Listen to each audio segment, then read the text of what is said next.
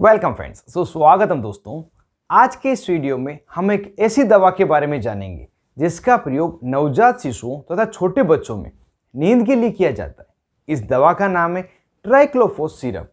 हम जानेंगे यह ट्राइक्लोफॉस सिरप क्या है, कब बच्चों में दिया जाता है, ये किस तरह से कार्य करती है, क्या बच्चों में देना सेफ है, किन किन बच्चों में दिया जाना चाहिए, कितनी मात्रा यह बच्चों में दी जाती है, इसके साइड इफेक्ट क्या होते हैं, क्या नाम से आपको मेडिकल स्टोर पर मिल जाती है, और भी इससे जुड़ी हुई कई महत्वपूर्ण जानकारियां इस वीडियो में हम जानेंगे। इसलिए वीडियो को बिना स्किप के अंत तक देखें। मैं हूं आपका होस्ट मोहित दादीच, आप देख रहे हैं अपना YouTube channel learn about medicine. चलिए आज फिर कुछ नया सीखते हैं।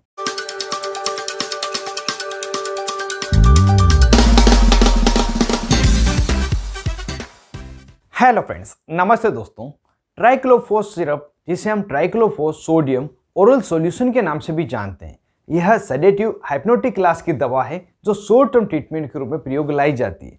ट्राइक्लोफॉस जब भी हमारे शरीर में जाती है तो अपनी एक्टिव फॉर्म ट्राइक्लोरो एथेनॉल में बदल जाती है और मस्तिष्क में केमिकल मैसेंजर गाबा पर कार्य करती है तथा मस्तिष्क की उत्तेजना एक्साइटमेंट को कम करके मस्तिष्क को शांत करती है, जिससे कि बच्चे को नींद आ जाती है। इस तरह से कुछ यह दवा कार्य करती है। अगर इस दवा के यूजेस की बात करें तो जैसा हमने जाना था कि यह दवा इन्फेंट्स नवजात शिशुओं में तथा छोटे बच्चों में नींद के लिए प्रयोग ली जाती है। यदि कोई बच्चा है जिसको देर रात तक नींद नहीं आती, नींद आने के बाद तुरंत ही वह उठ जाता है, लंबे समय तक नहीं सोता या पूरी रात ही वह जगा रहता है और इस कारण से बच्चा चिड़चिड़ा हो जाता है और सारे दिन रोता है, तो उस स्थिति में बच्चे को नींद के लिए यह दवा डॉक्टर द्वारा प्रिस्क्राइब की जाती है। इसके अलावा यदि कोई बच्चा है उसकी किसी प्रकार की जाँच करनी हो, जैसे कि कोई सीटी स्कैन करनी हो, ईईजी करनी हो, एमआरआई करनी हो और बच्चा शांत रहकर नहीं सो रहा है, जांच उसकी नहीं हो पा रही है, तो उस जांच करने से पहले यह दवा पिलाई जाती है, जिससे कि वह शांत रहे और आराम से उसकी जांच की जा सके। और इसके अलावा इस दवा का प्रयोग कई बार सपोर्टिव मेडिसिनों पर भी लिया जाता है। जैसे किसी बच्चे के दांत आ रहे हैं, वो बहुत ही ज़्यादा परेशान है और ज़्यादा रो रहा है, दर्द के कारण सो भी नहीं पा रहा है, तो उस समय यह दवा दी जाती है। किसी बच्चे को कोई चोट लग गई, उसका ज़्यादा दर्द सहन नहीं कर पा रहा हो, किसी को माइनर सर्जरी करनी हो, बच्चा शांत नहीं, सपोर्ट नहीं दे रहा है, तो उस समय यह दवा दी जाती है। और किसी को बहुत ज़्यादा पेट दर्द है, पेट दर्द के कारण वह सो नहीं पा रहा हो, तो उस समय भी यह दवा डॉक्टर द्वारा एडवाइज की जाती है। और इन सब के अलावा कुछ डॉक्टर के द्वारा इस दवा का प्रयोग बच्चों में हाइपर एसिडिटी के लिए और सीवियर कोलिक पेन को ठीक करने के लिए भी लिया जाता है, जो कुछ डॉक्टर ही लेते हैं, लेकिन इसका प्रयोग इस तरह से भी लिया जाता है। यहाँ पर मैंने इस दवा के लगभग सभी यूज को कवर कर लिया है, फिर भी हो सकता है इसके अलावा किसी अन्य कंडीशन में डॉक्टर बच्चे को सुलाने के लिए इस दवा का प्रयोग करें। अगर इस दवा की स्ट्रेंथ की बात करें तो यह दवा मात्र एक ही स्ट्रेंथ में अवेलेबल है, जो कि है 500 मिलीग्राम प्रति 5 ml। 5 ml जब आप इस दवा को लेंगे तो उसमें 500 मिलीग्राम मेडिसिन आती है। इस दवा को जब भी आप मेडिकल स्टोर पर खरीदने जाएंगे तो ये अपने जेनेरिक नाम से तो आपको मिल ही जाएगी, लेकिन कुछ ब्रांड नेम भी पॉपुलर इसके अवेलेबल है जिससे आसानी से आपको मिल जाती है, उसको भी हम जान लेते हैं। कुछ पॉपुलर ब्रांड नेम जैसे कि Pedicloryl syrup, Triclofast syrup, Silence syrup, पेडी4 सिरप तथा ब्रोंकोलाइट पीडी सिरप, यह इसके कुछ पॉपुलर ब्रांड है जो आपको फ्रीली कहीं पे भी अवेलेबल मिल जाएगी। और हो सकता है इसके अलावा भी किसी अन्य नाम से यह दवा आपके एरिया में मिल जाए। इस दवा की प्राइस की अगर बात करें तो यह दवा ब्रांड टू ब्रांड अलग होती है। सभी की एवरेज प्राइस को हम जान लेते हैं। जो 30 ml की बोतल है आपको 50 रुपये से लगाकर 120 रुपये की MRP तक मिलती है।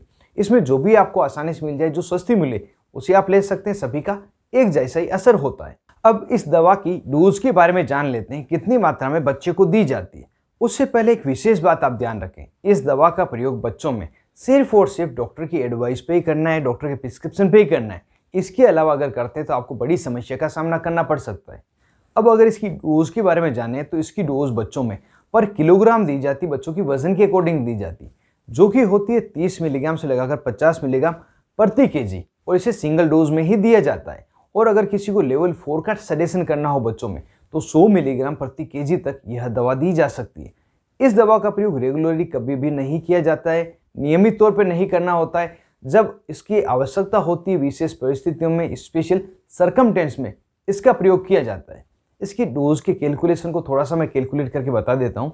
जैसे किसी बच्चे का वजन 20 किलोग्राम है तो उसको कितनी दवा देनी वो यहाँ पे जान लेते हैं। इसकी जो मिनिमम डोज है उसको हम यहाँ पे ले लेते हैं। तो 20 × 30 = 600 मिलीग्राम।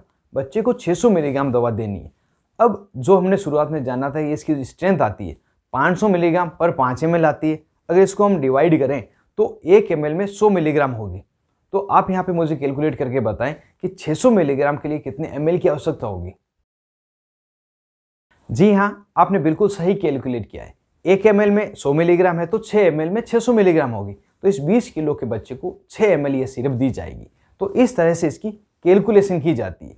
एक बात और विशेष तौर से आपको यहाँ पे ध्यान रखनी है, यह दवा देने के बाद बच्चे को कुछ भी खाने के लिए पीने के लिए नहीं दे, क्योंकि वो नींद की अवस्था में होता है और हो सकता है वो खाया हुआ पिया हुआ उसकी श्वास नली में चला जाए, बच्चे की मौत तक हो जाए। तो इसकी आप विशेष तौर से सावधानी रखें।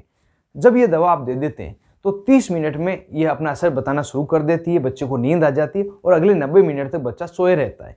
और दवा देने के अगले 24 घंटे तक बच्चे में कुछ एडवर्स इफेक्ट दिखाई दे सकते हैं, जैसे बच्चे को सारे दिन नींद जैसा लगना, डिजीनेस हो सकता है, नोजिया वोमिटिंग की शिकायत उससे हो सकती है, इरिटेशन बच्चे में हो सकता है। यह कुछ समस्याएं होती है, लेकिन इससे बिल्कुल नहीं घबराना, क्योंकि ये धीरे धीरे अपने आप ही ठीक हो जाती।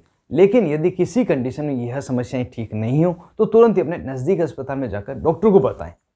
अब वीडियो के लास्ट में हम जान लेते हैं इस इंजेक्शन के क्या क्या साइड इफेक्ट होते हैं जिससे कि बच्चे को समस्या हो सकती है। तो कुछ कॉमन साइड इफेक्ट है, जैसे बच्चे को बहुत ही ज़्यादा नींद आने लग जाएगी, बच्चे को डायरिया हो सकता है, कॉन्स्टिपेशन हो सकता है, सिर दर्द का होना, कंसंट्रेशन में कमी हो जाना, डिजीनेस बच्चे को रहेगी, नाइटमेयर, बच्चे को बुरे सपने आएंगे जिस कारण से रात को एकदम उठ के रोने लग जाएगा। इसके अलावा नोजिया वोमिटिंग की शिकायत भी उसमें हो सकती है। यह कुछ समस्याएं मुख्य रूप से साइड इफेक्ट में होती है और इसके अलावा दूसरे अनडिजर्व इफेक्ट आपको मिले तो तुरंत ही अपने नज़दीक अस्पताल में डॉक्टर से मिले, जिससे कि आपको कोई मेडिसिन दी जा सके और बच्चों को किसी बड़ी परेशानी का सामना नहीं करना पड़े। तो दोस्तों, यह पूरी जानकारी थी ट्राइक्लोफॉस सिरप के बारे में, जिसका प्रयोग बच्चों में नींद के लिए लिया जाता है। तो यह जानकारी आपको कैसी लगी मुझे कमेंट बॉक्स में जोर से बताएं। और भी इसके अलावा किस दवा के बारे में आप जानना चाहते हैं मुझे आप लिखें, मैं आपके लिए अलग से वीडियो जोर से बनाऊंगा। आप थे अपने दोस्त मोहित आतिश के साथ, देख रहे थे अपना YouTube channel learn about medicine. Thank you friends, take care and be careful medicine users.